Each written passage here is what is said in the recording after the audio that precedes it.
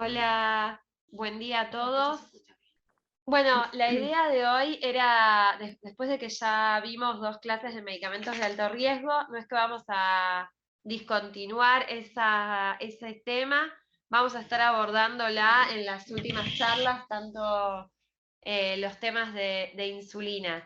La idea nuestra de hoy era presentarles un paciente que tuvimos en el hospital y que el equipo de salud pueda ver las múltiples intervenciones que tuvo el equipo de farmacia y también para los farmacéuticos ver también o mostrar cómo uno puede ir pensando al paciente y todas las intervenciones que nosotros podemos realizar y aportar al resto del equipo de salud. Así que hoy invitamos a la farmacéutica Geraldine Richard. Ella es becaria de terapia intensiva del área de farmacia. Así que bueno, Gera, todos tuyos. Hola, buen día a todos. Bueno, hoy vamos a presentar, como mencionó Yani, las intervenciones llevadas a cabo en un paciente de terapia polivalente, la UCI 45 del Hospital Garrahan. Bueno, con respecto a los antecedentes, un paciente masculino, previamente sano, de 12 años de edad, que ingresó el 31 de enero por guardia con fiebre persistente, rash tipo urticariforme, mialgias intensas que imposibilitan la marcha, taquicárdico, y se interna inicialmente en el SIM 32. Se hemocultiva por 2, se asume como sepsis, inicia tratamiento empírico con ceftriaxona y clindamicina, se realiza una radiografía de tórax que evidencia un infiltrado bilateral, tiene parámetros de laboratorio compatibles con síndrome inflamatorio post-COVID, donde se indica gamma globulina, y por sospecha de causa inmunológica, inicia pulsos con metilprednisolona por 72 horas. El paciente tiene vacunas completas. En julio del 2020 presentó síndrome febril prolongado secundario a Bartonella, COVID positivo el 21 de enero del 2022, y factores antinucleares positivos en el 2020. Se realiza una reunión interdisciplinaria con los servicios de clínica médica, terapia intensiva, inmunología, hematología y reumatología, y se concluye que el paciente se encuentra cursando un síndrome inflamatorio multisistémico con parámetros de laboratorio compatibles con síndrome hemofagocítico. Y aún se desconoce si el diagnóstico etiológico es primario o secundario. Se acuerda en conjunto, por el estado crítico del paciente, su pase a unidad de cuidados intensivos y por la refractariedad a la corticoterapia en altas dosis, inicia tratamiento con etoposide. Al ingreso en la UCI 45, el paciente se encuentra en mal estado general, persistentemente subfebril, inestable hemodinámicamente, taquicárdico, taquipneico, ligúrico, presenta rales crepitantes en ambos campos pulmonares, aportado con oxígeno o máscara por reservorio, presenta regular mecánica ventilatoria, abdomen distendido a expensas de hepatoesplenomegalia dolorosa y lesiones equimóticas generalizadas. Con respecto al laboratorio, se presenta, visitopénico con hemoglobina de 9, plaqueta de 44.000, tiene también, está coagulopático con QI 18, rinde 4,3, KPTT de 69. Bueno, el hepatograma también evidencia falla hepática con bilirrubina total y directa elevada, GOT y GPT también elevada. Y PCR elevada. Desde el aspecto cardiovascular, los pulsos periféricos estaban presentes, simétricos, con relleno capilar enlentecido mayor a 3 segundos, y se inicia noradrenalina a 0,1 gamma kilo-minuto y adrenalina también a 0,1 gamma kilo-minuto.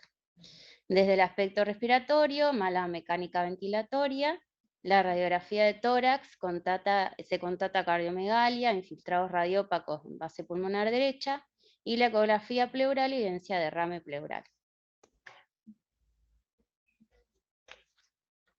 Desde el aspecto infectológico, El paciente presenta registros febriles diarios, cumple múltiples esquemas antibióticos y no presenta ningún aislamiento en los cultivos realizados. Realiza tratamiento con meropenem, se rota el esquema anterior a meropenem, 120 miligramos kilo día, caspofungina 50 miligramos metro cuadrado día y vancomicina 60 miligramos kilo día.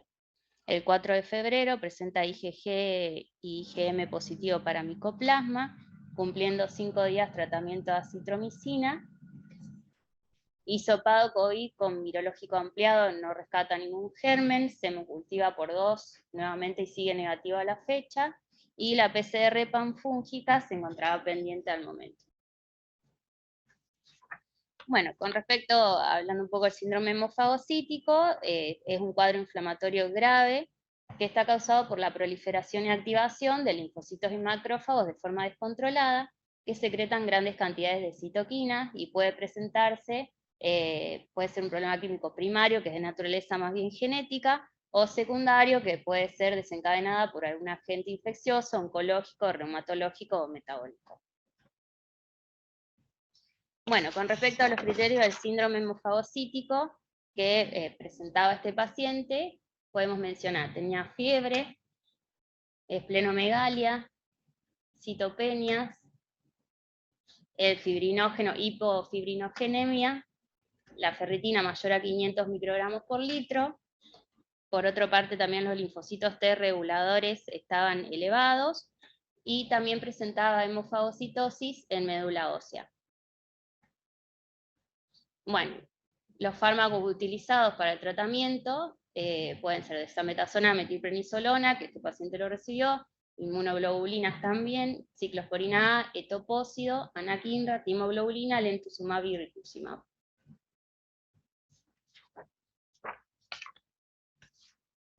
Bueno, la evolución presenta fallo multiorgánico con impacto esplénico, esplenomegalia, hepático, falla hepático aguda con laboratorio alterado, renal, falla renal aguda con oliguria, ingresa en terapia de reemplazo renal continua, y hematológico con anemia, plaquetopenia con leucocitosis.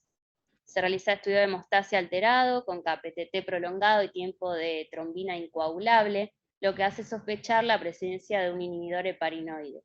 Se encuentra en ARM con inotrópicos a dosis de reanimación continua, y por este síndrome hemofagocítico refractario a corticoide de altas dosis, a gamma globulina, sin una franca respuesta al etopósido, se decide indicar timoglobulina 200 miligramos, 5 miligramos kilodosis, a pasar lento por vía endovenosa. Bueno, con respecto a la timoglobulina, hay que tener una serie de consideraciones. Se tiene que administrar por vía central o por una vena de alto flujo.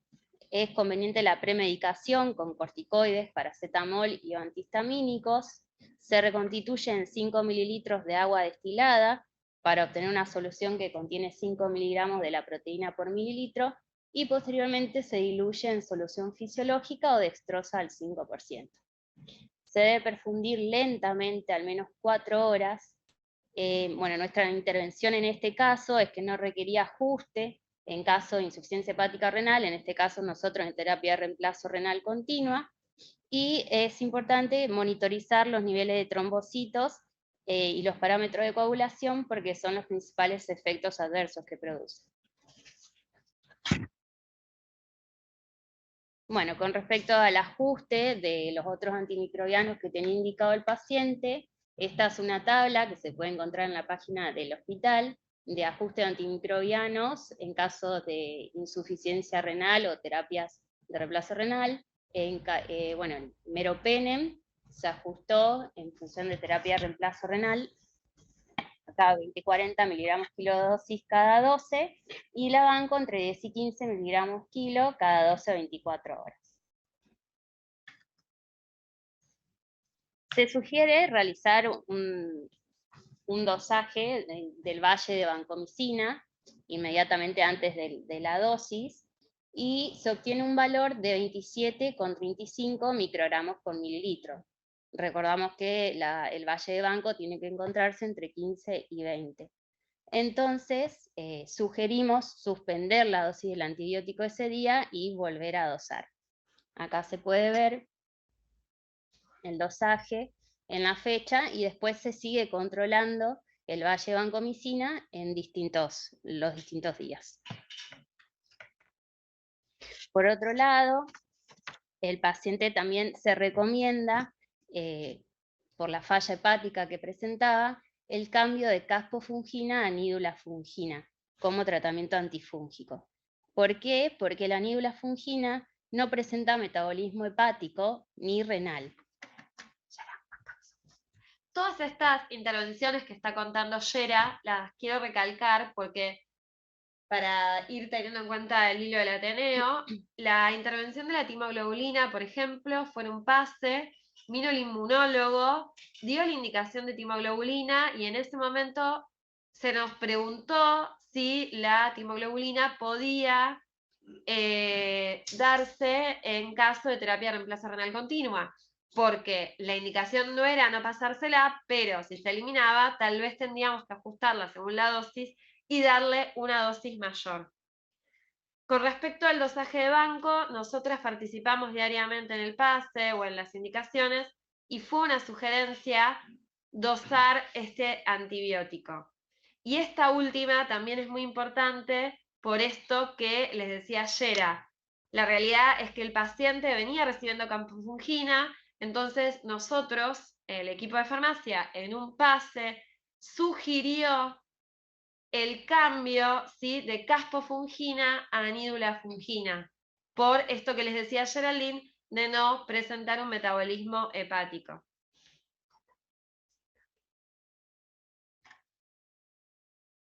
Bueno, el 9 de marzo en el hemocultivo es positivo a Trichosporum asahi, evidenciando una infección fúngica invasiva.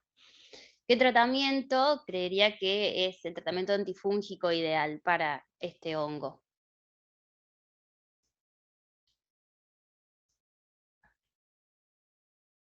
Esta es una pregunta para ver si alguno se anima a contestarla.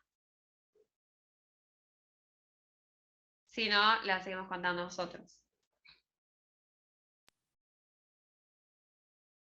Yo no me animo a contestarlo, así que por mí seguí. Sí, desconozco. ¿Sí? Sí.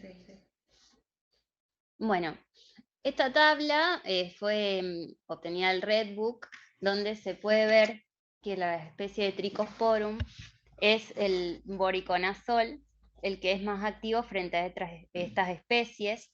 Luego sigue la anfotericina, las formulaciones de anfotericina B, fluconazol y traconazol, posaconazol y sabuconazol. Es muy importante tener en cuenta que las equinocandinas no presentan actividad frente a estas especies. Bueno, el paciente comienza con el tratamiento con voriconazol a una dosis inicial de 15 miligramos kilo días, recibiendo 300 miligramos cada 12. En este caso también nosotros sugerimos el dosaje del voriconazol, ya que, bueno, ahora vamos a ver posteriormente, es muy difícil llegar al rango terapéutico. El dosaje del 16 de marzo fue de 695.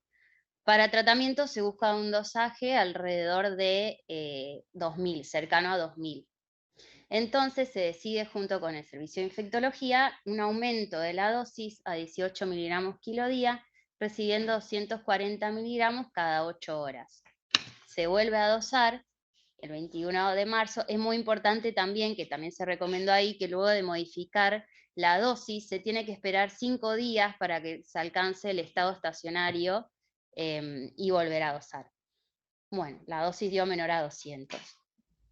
Entonces, nuevamente con el servicio de infectología y los médicos del servicio, se define aumentar la dosis a 22,5 miligramos kilo día, recibiendo 300 miligramos cada 8 horas, y después de 5 días, el dosaje se optó 1835 nanogramos por mililitro de voriconazol.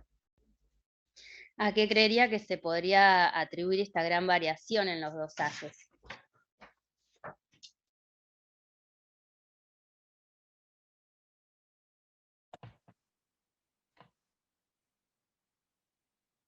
Bueno, Puede ser el que haya una voriconazol tiene una... ¿Sí? No, digo Sí, que ¿quién puede ser nos que haya alguna habla? interacción en donde se estimule la degradación del voriconazol. Que se estimule la degradación del voriconazol. ¿Podés reiterar la pregunta porque no se entendió bien? Sí, sí.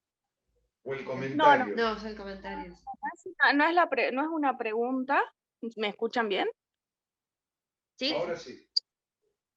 Es sino una respuesta a la pregunta que ustedes hicieron, en donde yo pienso que puede haber una interacción entre el voriconazol y otro fármaco de los que esté recibiendo el paciente que estimule la degradación hepática y por eso no hayan llegado al nivel plasmático deseado.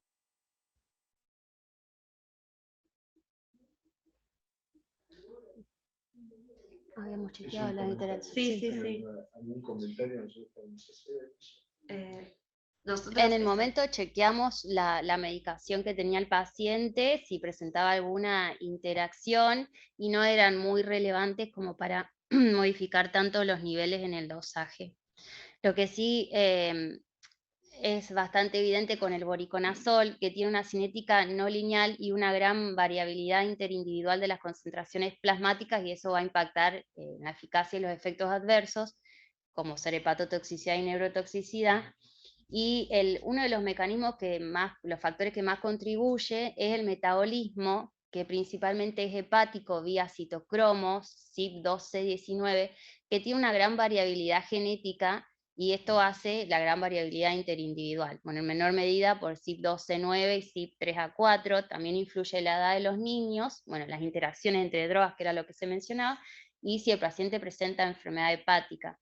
Con respecto al ajuste de dosis en insuficiencia renal, con clearance menor a 50 mililitros por minuto, puede haber acumulación del vehículo del inyectable. Cuando se administra por vía endovenosa, se pueden acumular ciclodextrinas que son nefrotóxicos y que eso también va a empeorar la condición del paciente. Entonces, en estas situaciones hay que tener en cuenta el riesgo-beneficio o administrar, en caso de si el paciente tiene tolerancia, la vía oral.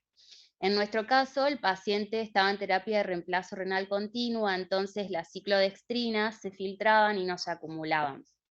Eso fue otra de las cosas que también intervenimos y averiguamos si la ciclodextrina del excipiente se filtraba.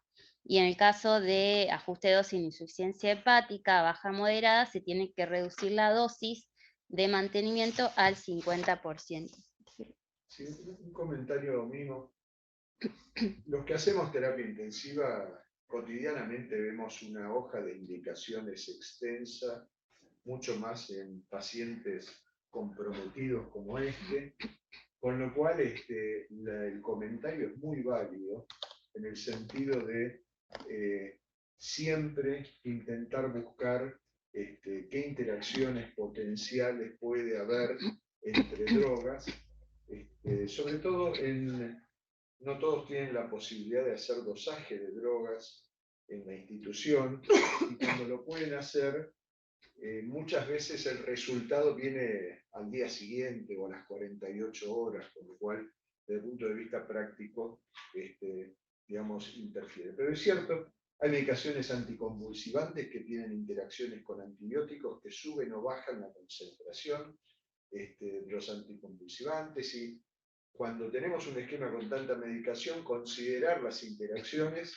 como se comentó, me parece esencial. Siempre hay que tenerlo en la cabeza. Sí, capaz está perfecto ahí lo que dijo Edgardo, es uno de lo que primero piensa siempre es alguna interacción con algún otro fármaco, más los pacientes polimedicados. En este caso se asumió que no había una interacción relevante, pero sí con la variabilidad genética que tienen el voriconazol, se tomó como que la variación que tenían los dosajes era por ser un metabolizador rápido. No tenía otro justificativo que impacte en esos dosajes. Así que no, lo único que se hizo fue aumentar la dosis, y pues lo que sigue. Pero no hubo interacción, pero está perfecto pensarlo, y más con drogas que uno no está tan acostumbrado a utilizar. Bueno, esto puse a modo de muestra que en otros países realizan estudios farmacogenéticos para evaluar el paciente, si el paciente es un metabolizador ultra rápido, intermedio normal o lento. Este es una estrategia implementada por el Hospital Universitario de La Paz, Madrid, para la individualización de la terapia con voriconazol y se ajusta la dosis en función de la farmacogenética. Podemos ver que la dosis varía de metabolizadores ultra rápido, por ejemplo, en menores de 12 años a 36 miligramos kilo día, o mayores de 12 años a 28 miligramos kilo día, mientras que hay metabolizadores que son pobres, en el caso de menores de 12 años, por ejemplo, se tiene que reducir la dosis al 25%. Posteriormente, el paciente también presenta 129.200 copias para citomegalovirus. ¿Qué antiviral sería adecuado para el tratamiento?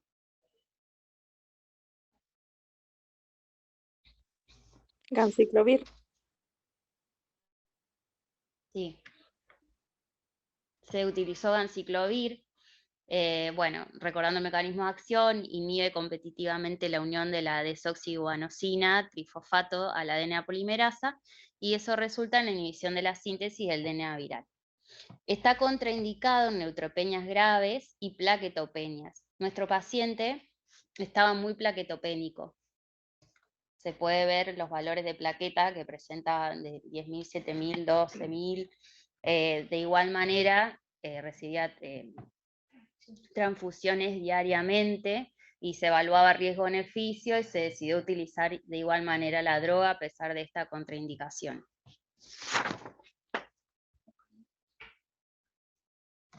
Bueno, esto es una tabla también de ajustes que están en el mismo cuadro mencionado con anterioridad en la página del hospital, donde se puede ver que se tienen que ajustar en caso de falla renal y también por terapia de reemplazo renal continua con inducción 2,5 miligramos kilo cada 12 y mantenimiento 2,5 miligramos kilo cada 24.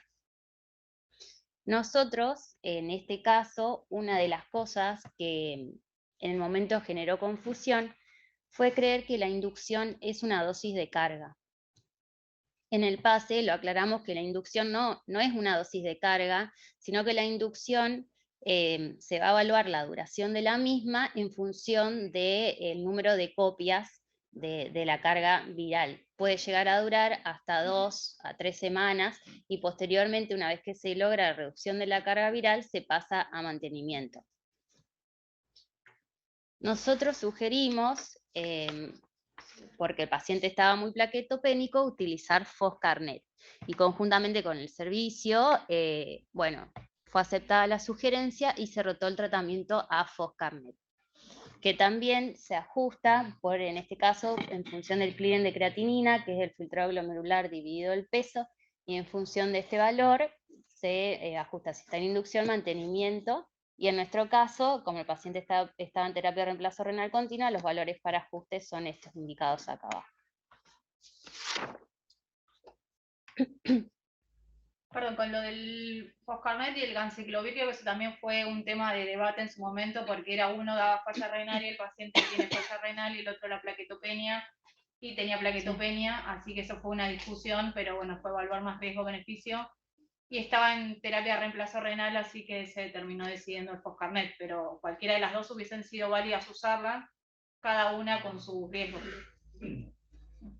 Bueno, con respecto al medio interno, el paciente presenta hiperamonemia con un valor de 346 microgramos por decilitro como consecuencia de la falla hepática y se decide indicar benzoato de sodio. Con respecto a las recomendaciones que dimos en ese momento, que es importante tener en cuenta, es que se tiene que efectuar una dosis de carga de 250 miligramos kilo y se debe pasar en 90 minutos y que recién luego de las 6 horas de finalizada la infusión de la carga se tiene que pasar a mantenimiento a 250 miligramos kilo día. Es muy importante que esta droga se diluya previo a la administración. Se puede diluir una concentración de 20 miligramos mililitro en dextrosa al 5% o al 10%, y la máxima concentración que se puede pasar es 50 miligramos mililitro. También hay que tener en cuenta, y que en el momento lo aportamos, que la dosis máxima son 12 gramos, y que, bueno, se tiene que pasar en 90 minutos y diluir previa a la administración. Con respecto a la terapia de reemplazo renal, utilizamos una solución de reemplazo que no tiene lactato, que tiene 102 milequivalentes por litro de sodio, 100 milequivalentes por litro de cloruro, al 2% de dextrosa, y por cada litro de solución se agregan 40 mililitros de bicarbonato. La consulta que se nos realizó en este momento era si se podía agregar a la bolsa de la solución de reemplazo magnesio sulfato y cloruro de calcio. El sulfato de magnesio sí se puede agregar. En este caso, nosotros queremos llegar a esta concentración, que es el valor normal de magnesio en sangre. Perdón. La realidad es que esto... No, lo querés contar vos, que sos la... Sí, y vos sos la... Sí. No, porque cómo se deduce y lo del equilibrio en sangre, por qué queremos llegar, sí. Sí, no, esto ya viene, es un tema que viene hace tiempo tratado acá, se viene probando, la realidad es que no hay una fórmula probada hoy en día que diga, bueno, tanto magnesio, tanta, no sé, fósforo, lo que sea que se quiera agregar a la bolsa. Lo que se hizo fue evaluar estabilidades y compatibilidad, se vio que el magnesio se podría agregar y es compatible. Lo que uno buscó, lo que uno primero pensó fue qué valor de magnesio queremos llegar en sangre. Por eso se planteó como iniciativa el valor normal y poner esa cantidad en la bolsa buscando un equilibrio, así que pase de la bolsa a la sangre, ¿sí? Entonces el fin es poner cantidad de magnesio en la bolsa que permite llegar a alcanzar ese valor en sangre de magnesio. Por eso son las cuentas que ahí seguramente pueden mostrar Jerry, que es, uno quiere más o menos, es igual que 2018, es 1,5 miligramos de cilitro lo que queremos alcanzar en sangre, que correspondería a 15 miligramos por litro de magnesio, y como dijimos, la bolsa tiene 2 litros, así que lo que uno buscaría es agregar 30 miligramos de magnesio en la bolsa para alcanzar ese 1,5 miligramos por decilitro en sangre. No sé si eso queda medio claro. Después lo de abajo son equivalencias en función de la presentación de la equivalentes para llegar a lo que uno tendría que tomar de la ampolla y agregar en la bolsa. Pero básicamente es eso, agregar en la bolsa lo que uno quiere alcanzar en sangre. Lo otro son más cuentas para llegar a la presentación. Y con el calcio se vio que no es compatible, se probó en su momento, precipitó, no en este paciente, sino en otro, entonces no se usa nunca calcio en la bolsa. Sí, hemos probado en otros pacientes fósforo, creo que fue, y eso nunca tuvimos problemas, pero con el calcio no.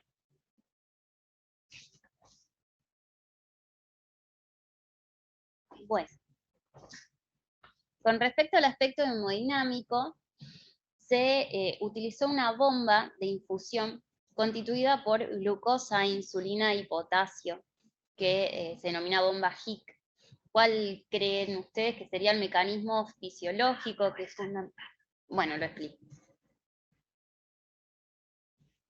Es algo bastante nuevo y que se está implementando. Bueno, el paciente presenta un shock distributivo.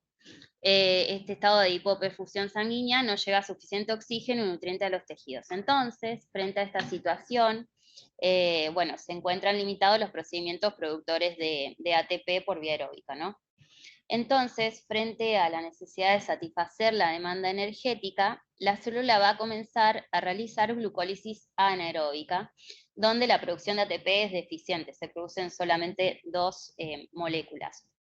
Por la falta de sustrato glucosa, la vía comienza a fallar, se comienza a disminuir la producción de ATP y se produce la apertura de canales de potasio, que conduce al flujo del catión al espacio extracelular, y como consecuencia se produce un desbalance electrofisiológico afectando el potencial de membrana, y esto puede llegar a producir arritmias. Un brevísimo comentario. Sí. El HIC es como Batman, porque hay un remake cada tanto, porque vos acabas de decir que es un recurso novedoso y en realidad es un recurso bastante antiguo que con la aparición de mayor cantidad de inotrópicos más seguros, la posibilidad de una infusión continua más segura, no es que la glucosa, insulina, potasio sea muy seguro, no tiene que estar con los ojos bien puestos, pero es una reaparición y reutilización, digamos, de un recurso que tiene muchos años de existencia. Por eso decía Batman, ¿viste? Porque cada tanto, cuando ya se pasó, nos sale un Batman nuevo. Lo vuelven a poner en escena. Y este es un recurso bastante utilizado, estoy hablando de 30, 40 años atrás. Bueno. Bueno, esta solución polarizante a base de insulina, glucosa y potasio, el fundamento teórico sería que la insulina por un lado va a estimular la glucólisis por la ruta metabólica y por otro lado va a restituir los niveles de potasio intracelular. La glucosa a su vez asegura la disponibilidad de sustrato glucolítico en cantidades suficientes, manteniendo la producción de adenosintrifosfato, y el potasio, por su parte, evita la hipopotasemia derivada del tratamiento insulínico, además de restablecer los niveles intracelulares del catión. Nos consultaron cómo se podría preparar esta bomba glucosa, insulina y potasio en función de los requerimientos del paciente. En este caso, para este paciente se preparó a partir de dextrosa al 25%, 500 mililitros, insulina 20 unidades y cloruro de potasio 30 miliequivalentes. Esta solución goteaba a 1,5 mililitros kilo hora y tiene una estabilidad de 24 horas. En el momento también surgió la ventaja de infundir conjuntamente es que evita el riesgo de hipoglucemias, pero la desventaja es que si uno quiere cambiar el aporte de alguno de los componentes, no puede modificarse porque la solución ya está preparada así.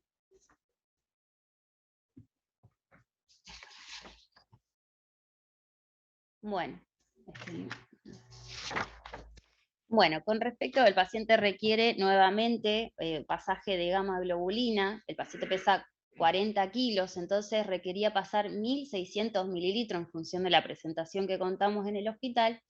Entonces, como el paciente se encontraba realizando la terapia de reemplazo renal, y era mucho el volumen que aportaba, más todas las transfusiones, más todo el resto de medicación, entonces se sugirió pasar la misma en 3 días para evitar esta sobrecarga de volumen. Por otro lado, también se indicó un goteo continuo de aminofilina a una dosis de 6 miligramos kilo día, hasta la forma en la cual se preparó, como diurético. Bueno, el uso fue frente a sobrecarga de fluido, paciente refractario a diuréticos, para aumento del ritmo diurético. Acá lo que nosotros aconsejamos es que siempre se recomienda el dosaje de los niveles, monitorizar los niveles plasmáticos, que lo que se monitoriza es la teofilina. Cabe destacar que acá el paciente se encontraba en bypass de la terapia de reemplazo renal, es decir, que se encuentra en pausa y se evalúa la función del riñón. Entonces, el nivel objetivo para aumentar la diuresis de ese dosaje tendría que estar entre 5 y 7 microgramos por mililitro. Niveles más elevados va a producir efectos adversos como ser convulsiones, taquiarritmia, hiperglicemia. También se utilizó manitol, que, como tiene efecto diurético osmótico, produce un aumento de la presión osmótica de filtrado glomerular y inhibe la reabsorción tubular de agua, electrolito y aumenta la diuresis. Bueno, tiene un inicio de acción rápido, pero mantiene su efecto durante 1,5 o 6 horas, que eso también lo mencionamos en el pase, porque el paciente ya se encontraba goteando 24 horas de manitol y ya perdía el efecto de la droga. Muchas gracias. ¿Alguna pregunta? Yo quería hacer algunos comentarios. Un poco reiterar que yo sé que muchas de las sedes que nos están escuchando no tienen la posibilidad de tener un farmacéutico clínico aplicado a la unidad de cuidados intensivos pediátricos y que participe en los pases y que participe en las decisiones como tenemos nosotros. A veces el rol del farmacéutico en algunas instituciones se divide en múltiples lugares y tiene que estar prestando distintos servicios y a distintas sedes, digamos, con lo cual es imposible que tenga este nivel de dedicación. Pero lo que nosotros queremos resaltar es la importancia del trabajo en equipo y que a quienes estamos en la asistencia directa del paciente, muchas veces estas intervenciones se nos escapan y que tiene que ser un camino a recorrer para que en algún momento, digamos, aquellos que no pueden disponer en este momento de un farmacéutico clínico dedicado a la unidad, tengan como meta lograr algún tipo de participación en esto. Así que bueno, lo que les comentaba antes, el ajuste de drogas, en base a la condición del paciente, la interacción de medicamentos, la extensa lista que hacen que el paciente esté polimedicado y demás, hacen que la intervención del farmacéutico sea importante, sobre todo en estos pacientes tan críticos, donde pequeñas variantes de concentraciones de drogas, interacciones y demás, pueden jugar un partido importante.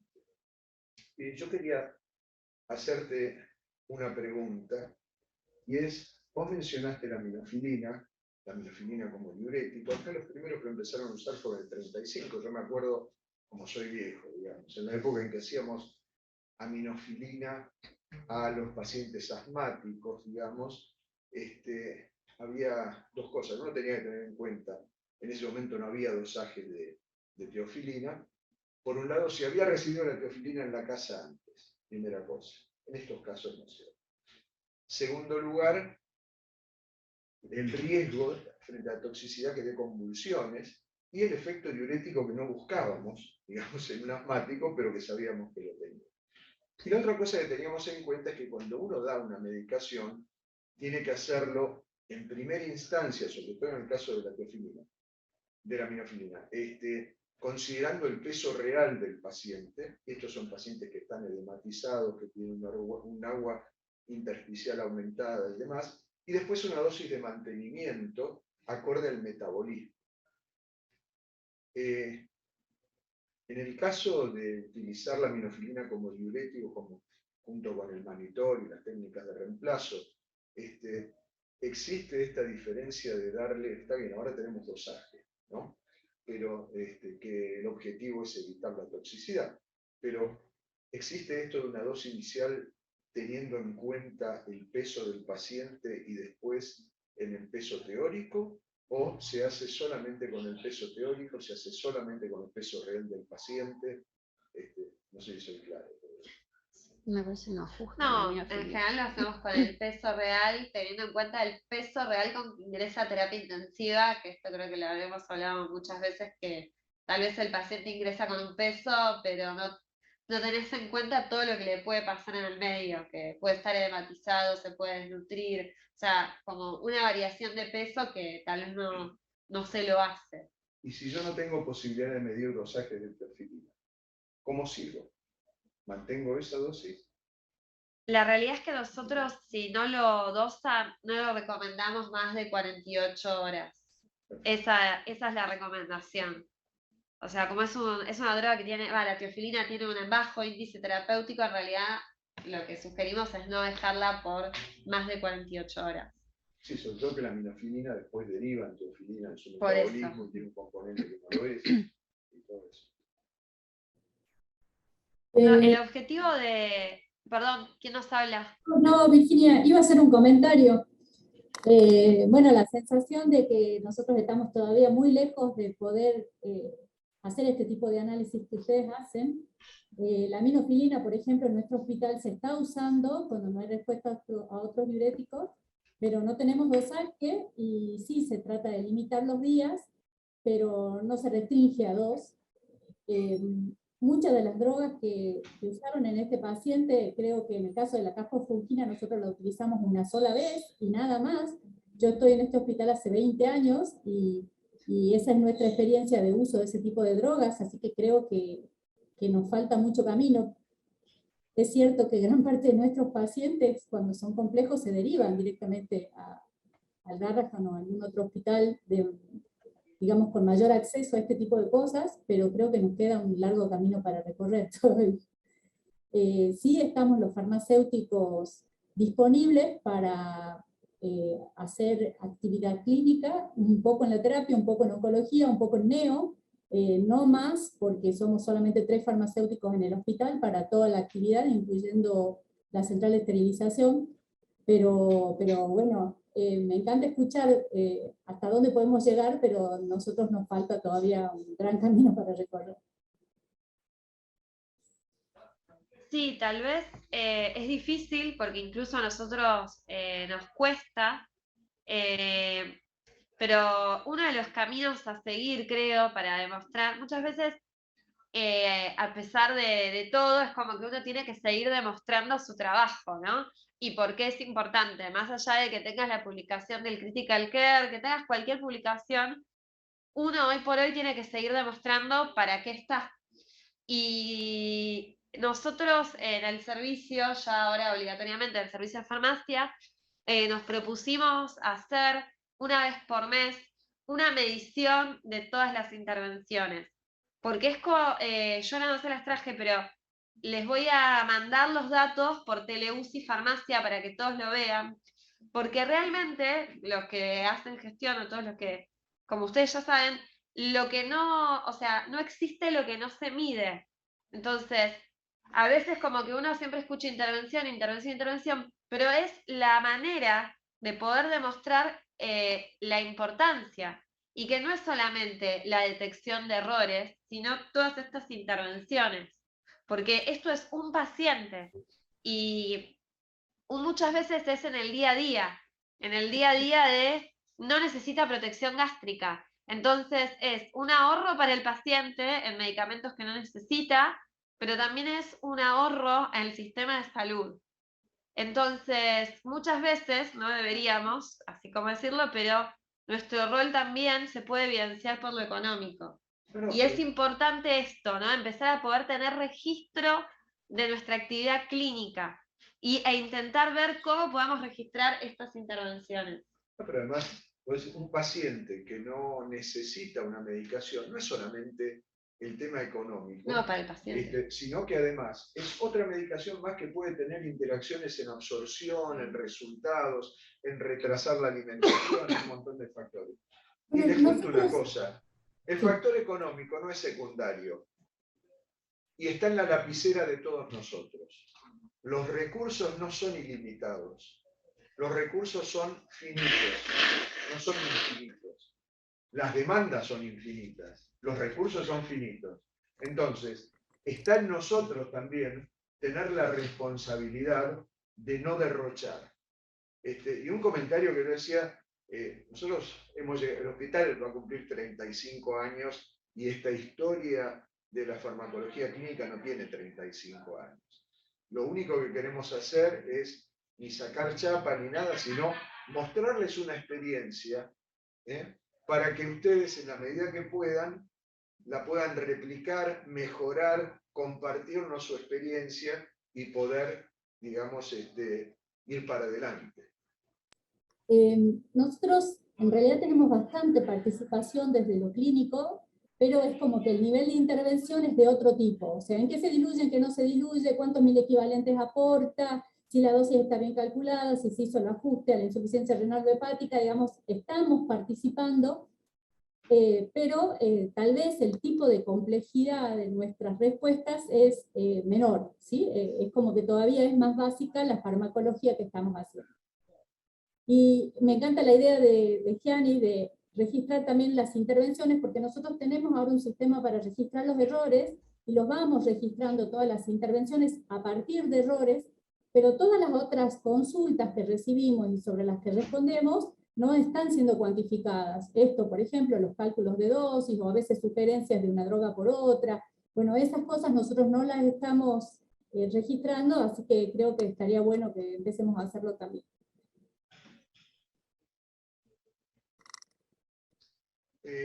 Les comento que no por casualidad, sino intencionalmente, estos encuentros de Teleuci Farmacia yo los difundo también con terapistas, enfermeras, kinesiólogos, con todo el equipo de salud, digamos, que participa en la atención de los cuidados intensivos pediátricos. Así que nuestra intención es jerarquizar la tarea que ustedes tienen y que realmente se vea la necesidad y la importancia de la participación directa en la toma de decisiones o en las sugerencias. Sí. De las intervenciones.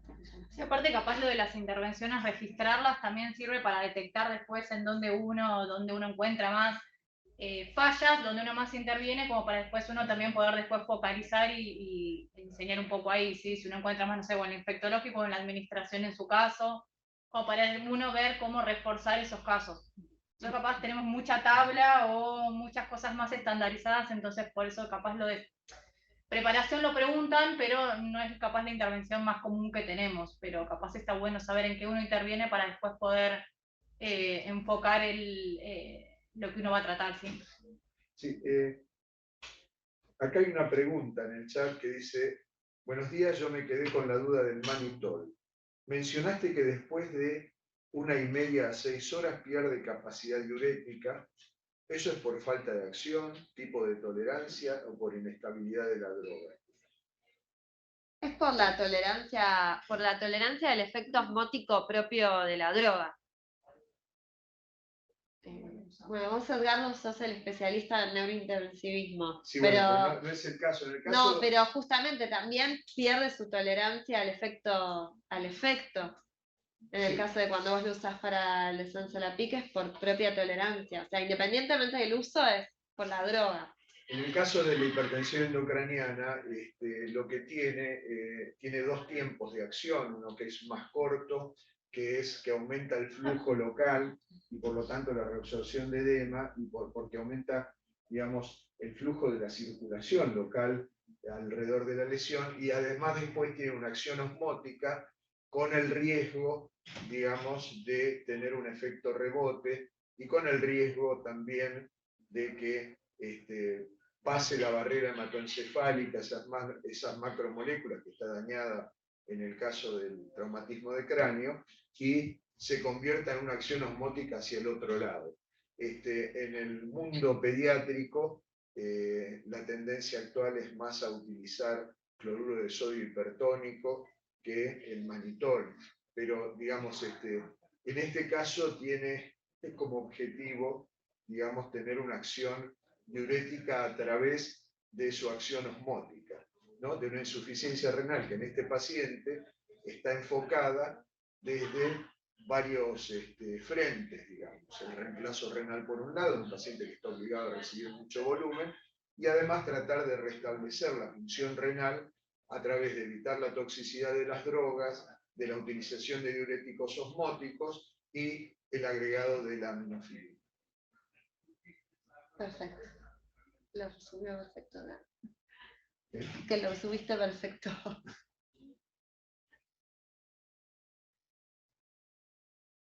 Bueno, no sé si hay algún comentario o alguna pregunta. Me voy a fijar en el chat a ver si hay algo más. ¿De Misiones están levantando la mano o estaban haciendo, no sé, comentarios? Me pareció, pero no lo sé. No sé. Había un comentario de Salta que decía que cuando se preguntó por el antifúngico, que decía que no sabría elegir el antifúngico de un germen poco frecuente y que no recordó haber sido aislado. No, sí. Era un bicho raro. Sí, este fue. ¿No? Tampoco es que nosotros lo sabíamos de primera línea. No. Hay cosas que creo que están explícitas que uno las tuvo que ir averiguando para el paciente en particular, y otras que con la práctica clínica y con los conocimientos las podemos ir abordando. Pero claramente esa pregunta no es que nosotros la sabíamos. La otra cosa que nosotros nunca contemplamos era la modificación de la composición de minerales de la bolsa de diálisis. Eso me resultó interesante. Siempre se hacen las correcciones directamente en el paciente, nunca se contempló siquiera la posibilidad de cambiar la concentración en la bolsa.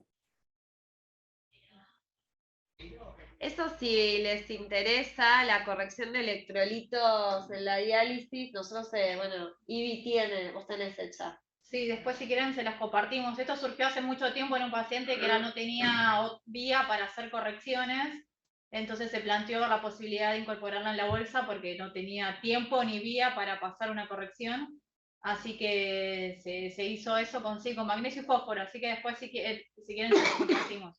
Buenísimo, buenísimo, sí. Voy a agradecer. Otra vez Batman, digamos, porque Sí. yo soy de la época en que armábamos artesanalmente las soluciones de diálisis, considerando el nivel de osmolaridad que queríamos, concentración de electrolitos, si le poníamos potasio o no, en qué etapa y qué sé yo. Después vinieron ya industrializadas y ahora volvemos a hacer formaciones artesanales, no en reemplazo de las industrializadas, sino para ajustarlo a la condición clínica del paciente, ¿no? Qué viejo que soy, qué lo digo. Todo vuelve, todo vuelve.